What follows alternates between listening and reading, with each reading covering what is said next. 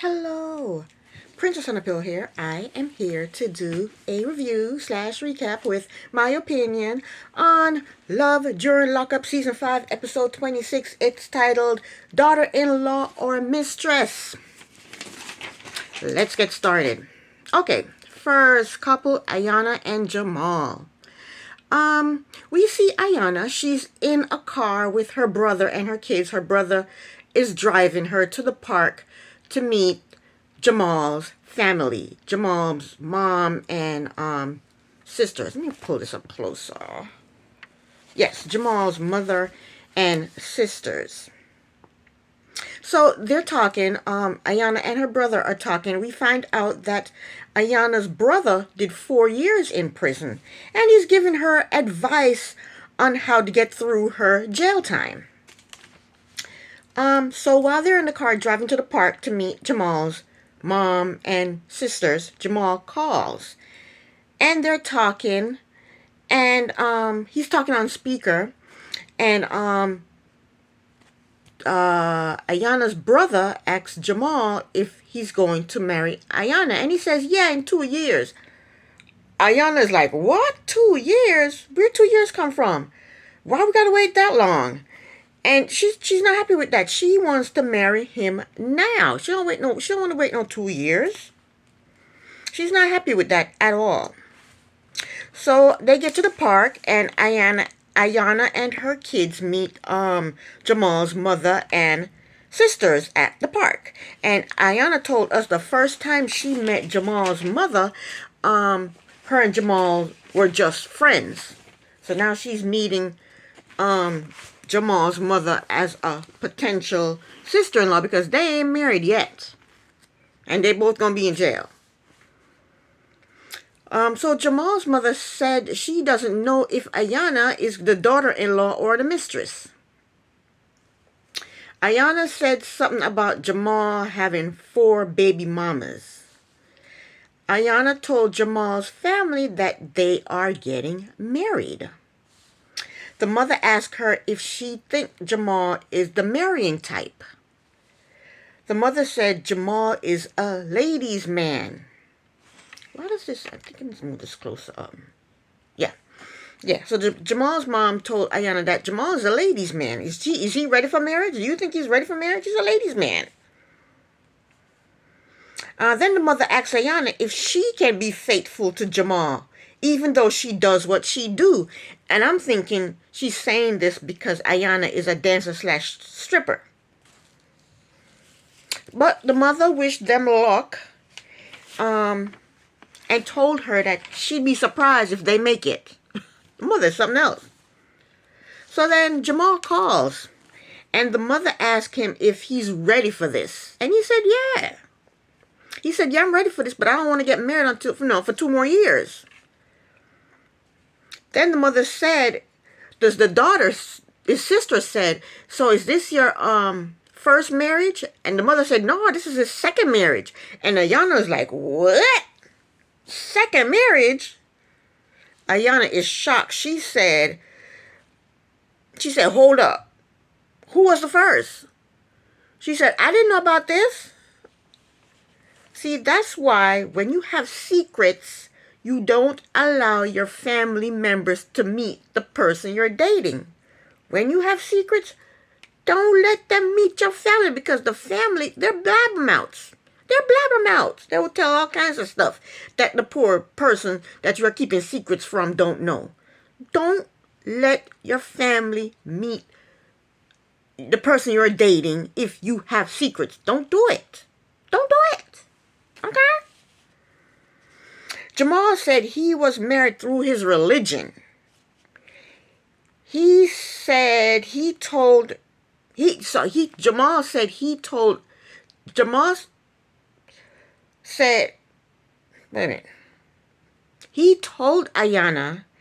that she never asked him if he was married through his religion.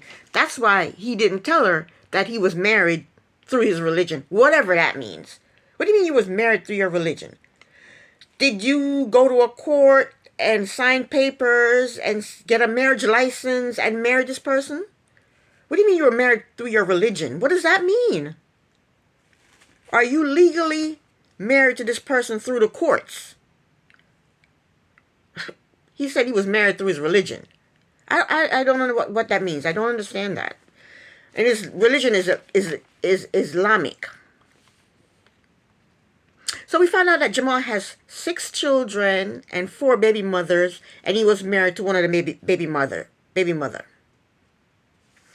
Jamal told Ayanna that they were married for a couple of months, and she said to him, "Are you sure it was only a couple of months?" He goes, "Yeah, 6 months." So he doesn't know what a couple means. A couple means 2, Jamal. He said, "Yeah, a couple of months, 6 months."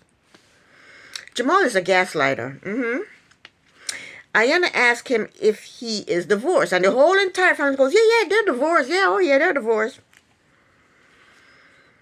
Ayanna said, "So I'm the second wife, and I thought I was going to be the first." She said, "I'm finding out all kinds of things today. I'm finding out that you don't want to get married for 2 more years and that you've been married before." She said, "I'm just finding out everything today." That's the end of them. Next couple, Andrew and Candace. So the last time we saw Andrew, he was driving from New Jersey to Nevada. He got to Nevada. He went to the jail. He beeped his horn, "I love you," so that Candace could hear him beeping his horn to let her know that he was there. He had arrived in Nevada. Okay. So now we see him at Candace's apartment.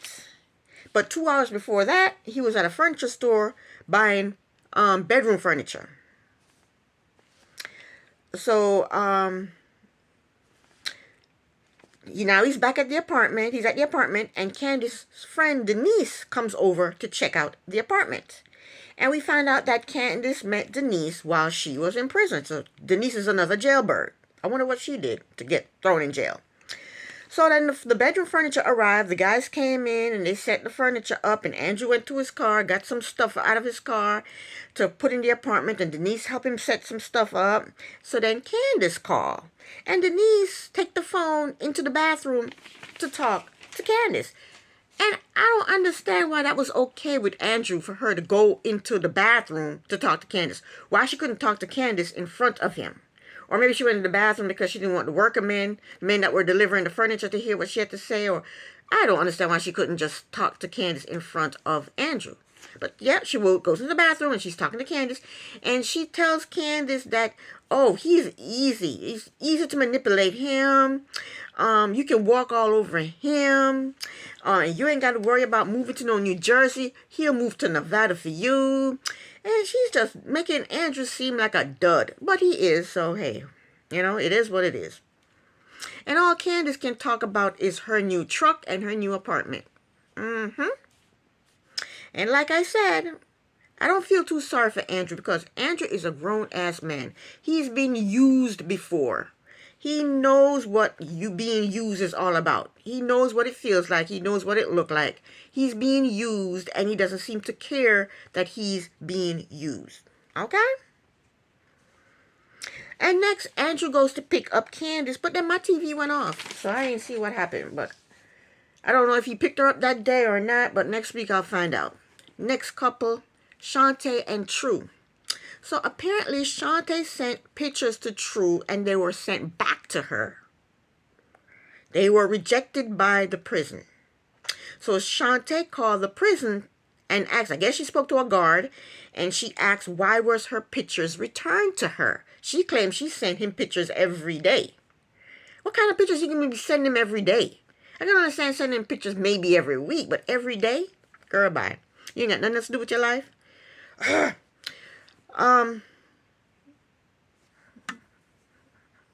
So the guard told her, or whoever she spoke with at the prison told her, that either the reason her pictures were sent back is either the inmate is in solitary confinement, or he received other pictures from other people, and now all his pictures are being sent back. The guard is saying that he must have received explicit pictures from someone else, and because of that, now he can't get any pictures at all. All these pictures are being rejected. That's what the guard is telling her. So Shantae said she knows he's not in no solitary confinement because she spoke to him recently. So it must be that somebody sent him dirty pictures, and that's why all his pictures are being rejected now. So now she's wondering who's sending him pictures other than me. She can't call him to ask him these questions because she can't call him. He has to call her. So Shantae's daughter told us that her mother always do more for guys than they do for her. And she said she don't trust True. She said she think True is talking to someone else. So then True calls, and Shantae told him that her pictures were returned to her, and she straight up asked him if he was talking to somebody else, and if somebody else was sending pictures. True said his friend, his guy friend, sent him pictures of some female he was talking to. And he think those pictures were the explicit pictures that got all his pictures rejected. This remind me of like your parents find cigarettes in your pocket and he goes, "That's not mine, that's my friend's cigarette." True is a liar. I don't know who named him True because he's nothing but a liar, okay? I don't believe him. Shantae told him that she think he's lying. She did. She told him that. But we see a clip of True, and he said he normally date white women. We found that out the first time we saw the couple on the TV. But he said he's physically attracted to Shantae. And he says she's been holding him down. That means she's been sending him money. Anyway, he told Shantae that she has nothing to worry about. Last but not least, we have Rick and Samantha. Rick is riding a bike, and he got a call from Samantha. He can't ride the bike and talk to Samantha at the same time, so he asked her to call him back. He was very clumsy with that bike. So then we see him get into his truck, and then Samantha called him back. He told her that he was going to a reunion, and Samantha is jealous. She's jealous because the last reunion he went to, he hooked up with somebody. Samantha asked him if the friend that he hooked up with is going to be at this reunion. He said, no. She asked him if he has told his friends that they're engaged. He said, no. He said, they don't need to know. And that's a red flag. When you're engaged and you don't tell your friends you're engaged, that's a red flag. Why are you hiding it? They're engaged and none of his friends know? I think Rick's a player. Rick told her that he is trying to get to know her first. She told him, you proposed to me. You asked me to marry you. I know my eyebrows are dramatic today, right? That's because I put too much. You know what I did? I put mascara on my brows because my brows are they're getting thin. And I didn't realize I did it let me try and cover these brows up. They look crazy and very dramatic. Ooh. Oh, anyway. Yeah, so she told me, you proposed to me. You asked me to marry you. What do you mean you're trying to get to know me? So then he told her it's his decision if he wants to tell his friends or not that he's married. I think Rick is trying to be a player, but he doesn't even know how to lie about it. He doesn't know how to... if you're going to be a player, you got to know how to lie. You got to know how to tell a good lie, you know? Rick is concerned that Samantha wants to get married right away. So you shouldn't have asked her to marry you. You should have just kept on dating her. If you don't want to get married right away, don't propose.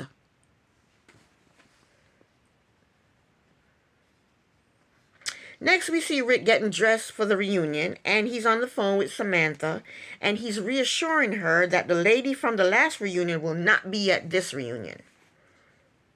But then we see a clip of Rick talking on the phone to a woman 2 days ago while looking at cheerleaders in his yearbook. And the woman that he was talking to on the phone, she said, I can't wait to see you. I can't wait to hug you. We're going to have so much fun. You have no idea how much I'm looking forward to this. Looking forward to what? Rick's engaged. What are you looking forward to?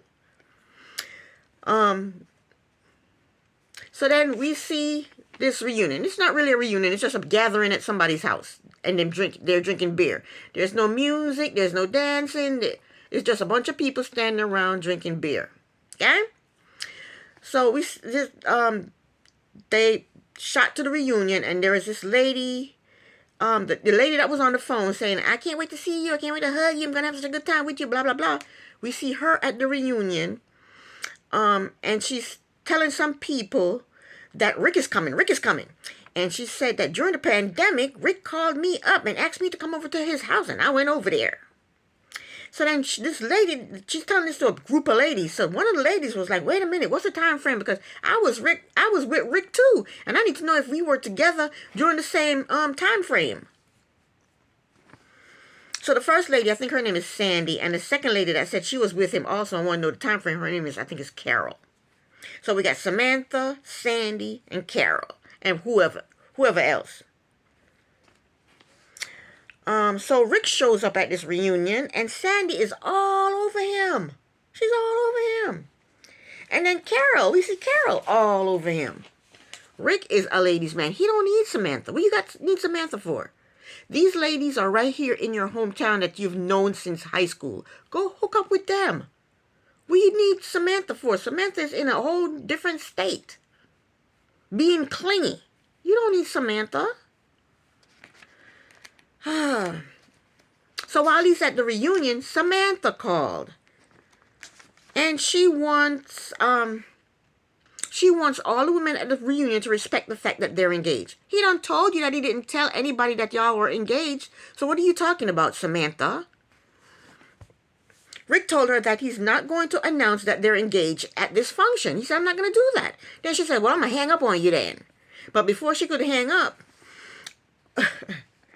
Sandy comes over. She throws her arms around Rick, and she goes, who are you talking to? And Samantha hears this. And she goes, who's that? What's going on? Who? What? What's going on? And then Rick said to Sandy, he said, I'm talking to Samantha. She's in jail. Why did he say that? And then Samantha and Sandy, they say hello to each other. And Sandy might be drunk and horny, but she's not stupid. Okay? She's not stupid. Sandy asked Sam, she said, if her and Rick are dating. And then Rick finally fess up and told Sandy that him and Sam are engaged. He said, we just started talking. We're engaged.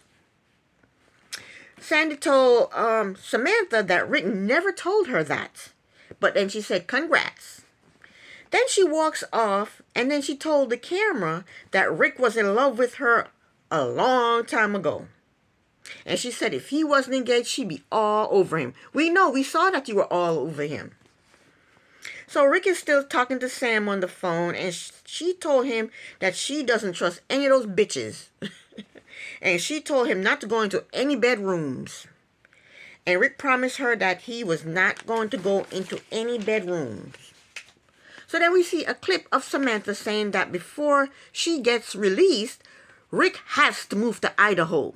No, he doesn't. Rick don't have to do nothing he don't want to do. She said she can't move to Arizona, where Rick is, because she has grandkids that depend on her. Wait a minute, lady. Wait a minute, Samantha. Her grandkids can't depend on her while she's in jail. They don't depend on her right now. They're not depending on her right now. She's in jail. They're depending on someone else right now, not on her. So what is she talking about? She have grandkids that depend on her. No, they don't. Your grandkids are depending on someone else right now, not you. They've been depending on someone for 3.5 years while you've been in jail. They're not depending on you. They don't depend on you. And how come she wasn't thinking about these grandkids that were depending on her while she was getting a DUI, assaulting officers, resisting arrest, or whatever crimes she has committed? How come she wasn't thinking about the grandkids then and how dependent they were on her then? The reason she wants Rick to move to Idaho is because she wants to get him away from these high school chicks that's chasing him. That's the reason she wants to get him to move to Idaho. She don't want him in Arizona where all the women, know him and had sex with him and been with him and, will see him in the grocery store and, hook up with him and stuff like that. She don't want that. She wants him in Idaho where he knows nobody and he hasn't hooked up with anybody. That's what she wants. Samantha is full of shit. And Rick, I don't even know what he is. He said he does not have the money to move to Idaho. He said his pension can only support him. So if your pension only supports you, why did you ask her to marry you? You know what happened? He probably asked Samantha to marry him one day when he was drunk. And now he doesn't know how to get out of it. That's what happened. That's what happened. Because he can't move to Idaho. He says he doesn't have the money. He doesn't want to tell anybody that they're getting ready to get married, that they're engaged. He says he wants to take time to get to know her, and he doesn't want to tell any of his friends that, that they're engaged. I mean, he doesn't want to be married to this woman. He doesn't, and she's being a pain in the ass. She calls him every minute. She calls him when he's riding his bike. She calls him when he's getting dressed. She calls him at the reunion. She's being a pain in the ass, and he, she's getting on his nerves. She's getting on his nerves because she's getting on my nerves. Anyway, that was the end of the episode. This is the end of my review. Thank you so very much for watching. Princess on a Pillow here. Bye.